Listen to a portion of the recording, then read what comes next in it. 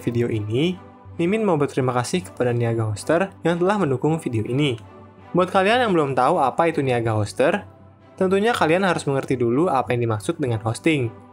Hosting merupakan sebuah layanan yang memberikan wadah bagi website kita untuk menyimpan dan menampilkan data secara aktual. Niaga Hoster sebagai penyedia layanan hosting mampu memberikan layanan yang optimal untuk mendukung website kamu. Jadi, mengapa Niaga Hoster? Tentunya Niaga Hoster hadir dengan berbagai layanan hosting yang beragam.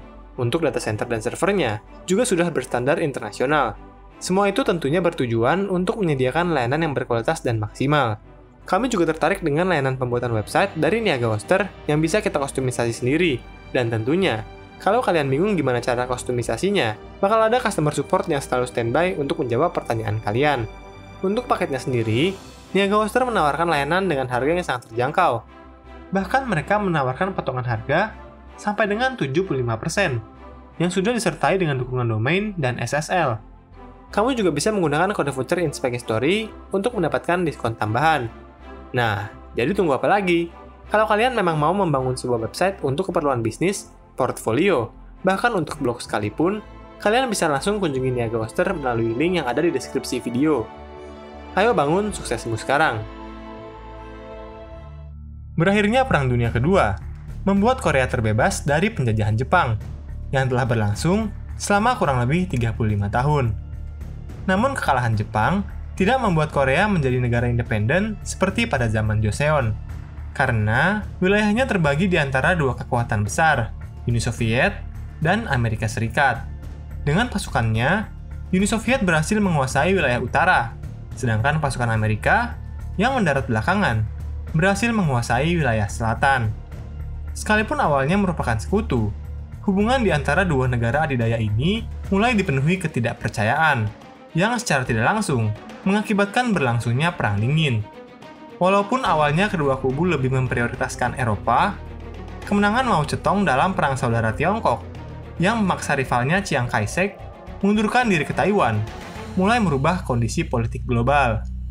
Kejatuhan Tiongkok ke tangan komunis dianggap sebagai kemenangan besar Moskow, sekaligus kesalahan diplomatik terbesar yang mungkin dilakukan oleh Amerika. Karena kini, ia terpaksa menghadapi dua negara komunis sekaligus, Uni Soviet dengan teknologinya, dan Tiongkok dengan populasinya yang sangat besar.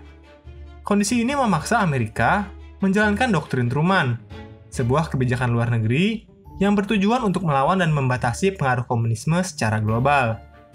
Sekalipun masyarakat Korea menginginkan unifikasi, namun persaingan kedua negara adidaya menghancurkan harapan dari unifikasi tersebut. Persaingan ini membuat Korea terpecah menjadi dua negara dengan ideologi yang sangat berbeda dan bertentangan satu sama lainnya. Amerika mempercayai Syngman Rhee untuk memimpin Korea Selatan. Bagi Amerika, Rhee merupakan orang yang sangat dipercaya untuk memimpin Korea. Bukan karena dia tahu betul keadaan Korea saat itu, namun karena Rhee merupakan orang yang sangat pro dengan Amerika. Rhee adalah seorang politikus, lulusan dari universitas ternama seperti Harvard dan Princeton. Bahkan ia merupakan orang Korea pertama yang memperoleh gelar PhD di Amerika Serikat. Namun saat kembali ke Korea, Jepang sudah menduduki rumahnya di tahun 1910, yang membuat hidupnya jatuh ke dalam pengasingan. Ia merupakan mantan salah satu figur pemimpin dari pemerintah profesional Korea di Shanghai, aktif dalam organisasi kemerdekaan Korea di Hawaii, dan bahkan bekerja di Washington untuk memastikan kemerdekaan Korea setelah Perang Dunia Kedua berakhir. Pada tahun 1948, Rhee resmi menjadi Presiden Korea Selatan dengan memenangkan pemilu pada tahun tersebut. Uni Soviet di sisi lain menginginkan seorang gerilyawan komunis Korea untuk memimpin Korea Utara. Masa hidupnya penuh dengan tantangan dan ambisi untuk memerdekakan Korea dari tangan Jepang. Uni Soviet yang saat itu juga percaya bahwa Jepang juga akan menjadi masalah baginya suatu hari nanti, merekrutnya untuk mendapatkan pelatihan politik dan militer berbasis komunis. Ia bernama asli Kim Song-ju, yang kelak dikenal dengan nama Kim Il-sung. Pada tahun 1948, ia menjadi Perdana Menteri Korea Utara, dan di tahun berikutnya, secara resmi menjadi pemimpin Partai Buruh Korea. Meskipun dia sudah memimpin Korea Utara, Kim Il-sung memiliki cita-cita untuk mempersatukan Korea di bawah kepemimpinannya. 1 Oktober 1949, bendera 5 bintang dari Republik Rakyat Tiongkok berkibar menggantikan bendera matahari putih di seluruh tanah merah milik Kuomintang. Saat itu, Mao Zedong mengumumkan terbentuknya negara Tiongkok yang baru. Abad penghinaan Tiongkok yang bermula dari kekalahan Perang Opium pertama resmi berakhir. Sekalipun lobi yang dilakukan oleh Presiden Chiang sangat sengit, sejak awal tahun, Amerika Serikat telah menghentikan bantuannya bagi pasukan Kuomintang. Bagi Amerika, nasib Tiongkok sudah berakhir dan jatuh ke dalam pengaruh komunisme. Di sisi lain, Uni Soviet langsung mengakui kedaulatan Republik Rakyat Tiongkok. Kondisi ini membuat Kim Il-sung berpikir bahwa sekarang adalah saat yang tepat untuk melancarkan aksinya di Korea Selatan demi mencapai keberhasilan yang gemilang seperti saudara seperjuangan mereka di Tiongkok. 3 Oktober 1949, Stalin mengirim sebuah sinyal yang menyatakan bahwa Republik Rakyat Tiongkok dan Republik Rakyat Demokratik Korea dapat mulai memikirkan hubungan diplomatiknya. Hal ini tentu disambut baik oleh Kim Il-sung karena dengan hal ini, mereka dapat memiliki sekutu yang sangat besar di Asia Timur.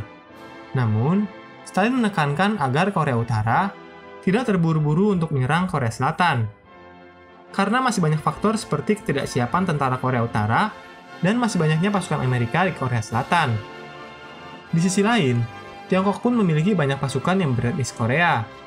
Pasukan-pasukan milisi dari etnis Korea ini bisa saja dikirimkan Tiongkok kembali ke tanah airnya dan kelak mempererat hubungan di antara kedua negara komunis yang sama-sama melawan penjajahan Jepang. Ingin tahu bagaimana kelanjutan dari seri Perang Korea? Nantikan kisahnya hanya di channel Inspek History. Hai, bantu kami dalam memproduksi lebih banyak konten sejarah dengan mengklik tombol subscribe. Dan jangan ragu untuk memberikan saran, komentar, atau pertanyaan. Terima kasih.